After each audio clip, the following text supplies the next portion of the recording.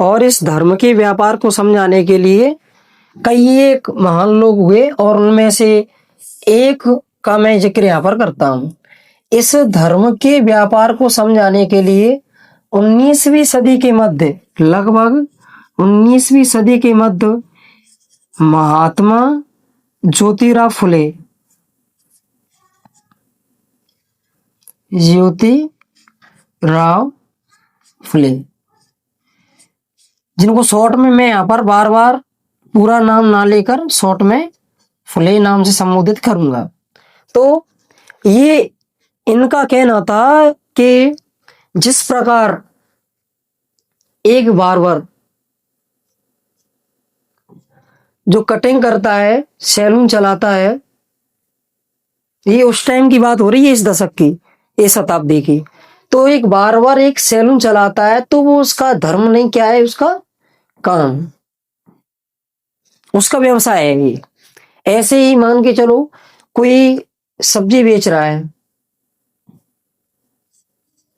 तो इसका क्या है, ये सब्जी बेचना धर्म नहीं, क्या होगा इसका काम होगा। ऐसे ही कोई मान के चलो पॉटरी का काम करता है,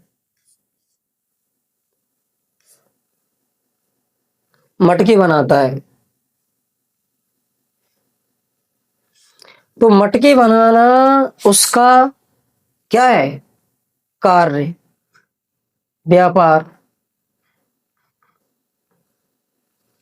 अब ये कोई भी कुछ काम करे और जो चीज वो उत्पादन करते हैं या फिर बेचते हैं या फिर जिनका घर चलता है, तो उनका वो धर्म ना होकर क्या है, धर्म ना होकर कर्म है, काम है, कमाने का जरिया है।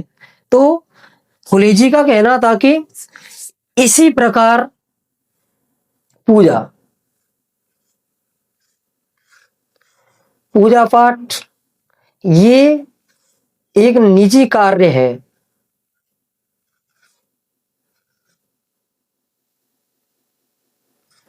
निजी कार्य है, और जिससे क्या होता है, व्यापार, व्यवसाय, यानी घर गृहस्थी चलती है।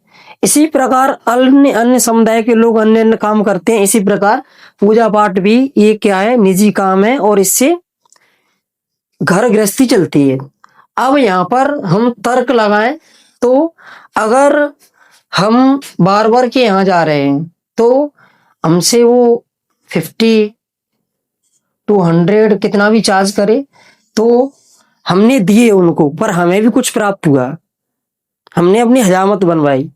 अब हम वेजिटेबल्स सब्जी वाले को हम कुछ पे कर रहे हैं तो हमें कुछ मिलेगा, लेकिन यहां पर उनका कहना था कि यहां पर क्या मिल रहा है, यहां पर कुछ नहीं मिल रहा, यहां पर हमें प्राप्त कुछ नहीं होता है, बस जाता ही है।